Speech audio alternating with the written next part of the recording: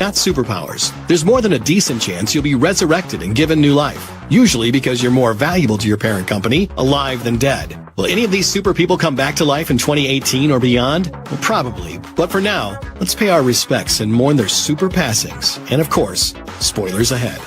Logan and Professor X.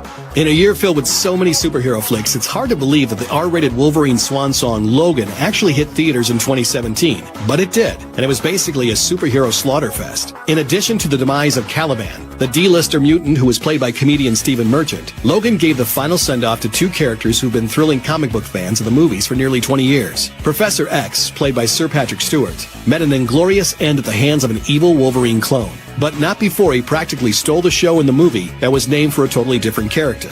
2 days on the road, only one meal and hardly any sleep. She's 11, I'm f***ing 90. But it was the loss of Logan himself, played by fan favorite Hugh Jackman, that fans will remember for years to come. Jackman's held the role of Wolverine since 2000's original X-Men movie, and his portrayal is rightly lauded by helping make superhero movies the force of nature that they've become. Given the chance to take the character out on his own terms, Jackman helps fans say goodbye to Logan at the movie's end in a beautiful moment that stands out as not just one of the most classic moments in a superhero movie, but one of 2017's best movie moments, period.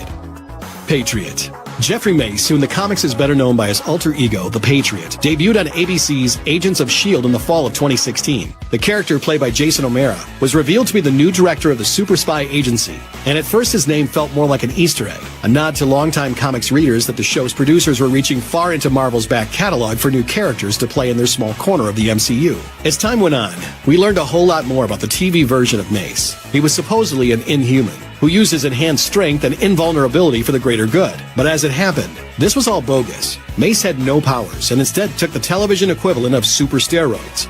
Sort of like Captain America. No.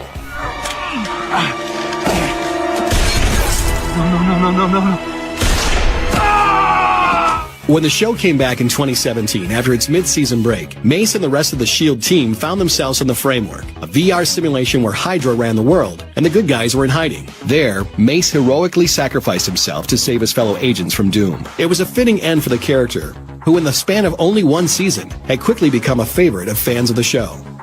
Black Widow. In the 2016 Marvel Comics event Civil War II, an Inhuman who can see the future shares a vision with Marvel's superheroes. In it, Miles Morales stands on the steps of the U.S. Capitol, his costume soaked in blood, clutching Captain America's lifeless body. It's a provocative image, and yet it took a while to get more information. Then all the heroes got pretty busy when Captain America revealed that he was actually a Hydra sleeper agent, took over S.H.I.E.L.D., and conquered the United States. Man, talk about a real Captain America. In the follow-up Marvel Comics event story, Secret Empire, Miles and Steve Rogers met face-to-face, but neither of them counted on Natasha. While Cap and Spider-Man squared off in Secret Empire number 7, the Black Widow had already been watching on a nearby roof with a sniper rifle, hoping to end Captain America's reign with a single bullet. When the fight broke out, Black Widow intervened, hoping to save Spider-Man. Unfortunately, Captain America's shield broke Natasha's neck, and she didn't survive. Once the story was over and finished, the Cosmic Cube undid all of Evil Cap's shenanigans, but Black Widow stayed underground. Her funeral took place in Secret Empire number 10. Of course, since she's played by one of the biggest movie stars on the planet, the chances of her staying that way for long are basically slim to none. The Widow will be back in comics pages soon. Count on it. The Warriors 3. In Thor Ragnarok, Thor saves most of the Asgardians from Hela, goddess of the underworld, with help from Hulk, Valkyrie, and Loki, to name a few. He doesn't rescue everyone, however. The Warriors 3, Thor's rambunctious sidekicks, fight in the front lines when Hela attacks. None of them survive the film. Their defeats are so quick, in fact, that Marvel Studios president Kevin Feige actually had to explain that the Warriors 3 needed to get decimated to show how big a threat Hela was. It worked, but Thor's corner of the MCU is poor for it. Martin Stein. Any Legends of Tomorrow fan who was paying attention knew that Dr. Martin Stein, better known as Firestorm's older half, was on the way out. In October, right before Legends returned for its 3rd season, Deadline announced that actor Victor Garber, who plays Stein, would be leaving the show so he could replace David Hyde Pierce on Broadway's Hello, Dolly revival. Soon after the news broke, Legends started planting the seeds for Garber's departure. Stein was working on a way to separate himself from Jefferson Jackson, the young man with whom he merges to create the superheroic Firestorm. Too bad Nazis show up to spoil the fun. In a plotline too complicated to adequately recap here, Stein is shot and separated from Firestorm, dying after having saved his friends in the process. Hello, Dolly. Goodbye, Dr. Stein.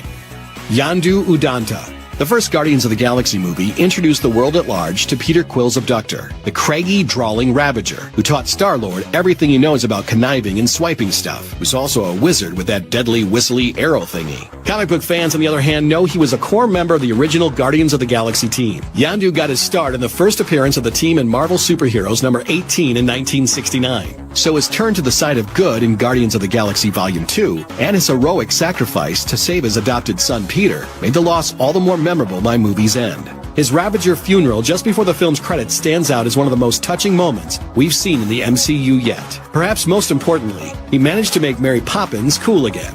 You look like Mary Poppins. Is he cool? Hell yeah, he's cool. I'm Mary Poppins, y'all!